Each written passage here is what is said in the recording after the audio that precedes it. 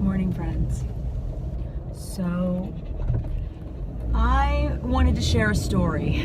I wanted to share a story with you about why activism is important to me and why I choose to speak out. And it started in 2008. And in 2008, I woke up the morning after the election, and I couldn't be excited about President Obama having been elected because I was in California where Proposition 8 had passed, and I was turned into a second-class citizen in my own country. And that's what began my activism. And thanks to friends like Kate Kendall and some others who guided me in the right direction, I had the opportunity to meet Mike Bonin and Lisa Powell and Tori Osborne, who were leading something called Camp Courage. It was a activist training for members of the LGBTQ community as well as allies, and really educating us on why sharing our personal stories and why connecting with people on a truly human level was so important, and the role that that plays in civic and political engagement. And I'm reminded of this story because yesterday I was doing some volunteer work. I was phone banking, and I was in the Nevada Democratic Party campaign headquarters and making calls on behalf of a number of candidates. And an older gentleman was the person I was calling, and he answers the phone and in a very angry tone tells me in no uncertain terms that he is now a Republican.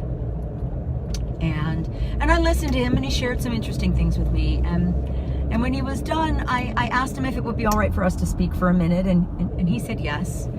And the first thing I did was acknowledge what I heard, which is important, and speak to him about the fact, he talked about Trump and how he was supporting Trump, and I told him that's, his constitutional privilege as a member of this democracy. But what we spoke about was the state of Nevada and the needs of this state and the needs of the working class people, especially of the southern part of this state, of which he is one, and the district in which he lives, which is the same in which I live, and the congressperson for that district, who happens to be a Democrat. And I talked about some of the other candidates who I was supporting and why I was supporting them and who they were and what they represented. And I told him why it was important to me. We had the nicest conversation. And at the end of the conversation, he actually said that today he was going to consider maybe voting for some of those candidates. Now, I don't know whether he's going to do that or not. And it doesn't really matter. But what matters is that we had a civilized, civil conversation about our differences. And it started with him very angry and calling me and those like me some pretty violent and angry things. And instead of meeting his anger with anger, and instead of meeting his frustration with frustration, and instead of making him wrong or bad, instead I chose to meet him in a place of love and kindness and compassion. And I chose to listen. So we had a very productive conversation as a result of that. And I feel pretty good about that. So here's why I share that with you all today. Let's head back into my parking spot.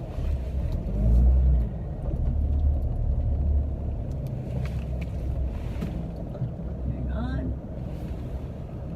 I share that with you today because if you haven't voted yet, because you weren't somewhere where early voting is possible, Or you are maybe thinking about not voting today because you think your voice doesn't matter. Or you're not voting today because you just can't find a candidate that you support 100%. I mean, look, I don't support any candidate 100%. We shouldn't. You know, this is about finding middle ground. And in order to find middle ground, you have to listen and you have to engage and you have to be willing to open your eyes and open your ears and close your mouth. And be kind. And be kind. Even in the face of anger. Especially in the face of anger. Or in the face of hatred or other than.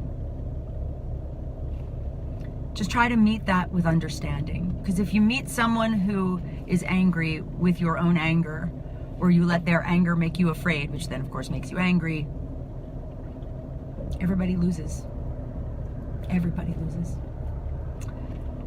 So if you haven't voted yet, vote. Remember that polls are open in most places until 7 o'clock at night. And if you are in line before 7, then they gotta let you vote. So do it, get out there. Yeah, that's all I got.